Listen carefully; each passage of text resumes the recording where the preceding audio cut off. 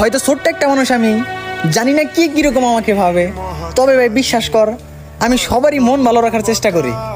এইটাই রে ভাই। আর কত মানুষের যে কথার জবাব দিই না আমি, জানোস? আমি দেখছি খোকনের মতো ধৈর্য ধইরা এই ফ্রি ফায়ার কমিউনিটিতে কেউ টিকে থাকতে পারে নাই। আরে হ্যাঁ রে বোন, খোকার ধৈর্য সম্পর্কে আমি বলে শেষ করতে পারবো না। মানে এত এত খারাপ সময় গেল, তারপরও মানুষটা নিরাশ হয় নাই। হোমু কেমনে রে ভাই? আল্লাহর উপর আমি সবসময় ইটা ভরসা রাখি যে আমার যারা ক্ষতি করলো বা করছে, মানে তাগর উপর আমি কোনো মানে অভিশাপ বা কোনো কিছু দেই না। মানে এইটা আমি সবসময় চিন্তা করি, যারা আমার ক্ষতি করলো, মানে জানি তারা কোনোদিন আমার দ্বারা কোনোদিন ক্ষতিগ্রস্ত বা ক্ষতি না হয় তাদের। আচ্ছা তোদের কি মনে হয়?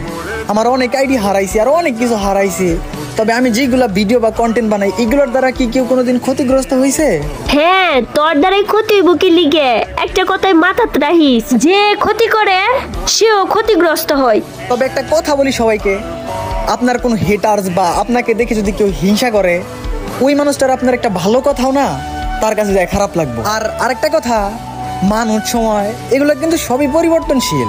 তবে এখন যদি কেউ আমাকে গালি বা অনেক ইগনোর করে না, তারপর আমি তাকে সম্মান করি, কারণ সে যেন বুঝতে পারে জীবনের কোনো না কোনো এক সময় যে না, ভুলটা আমারই ছিল।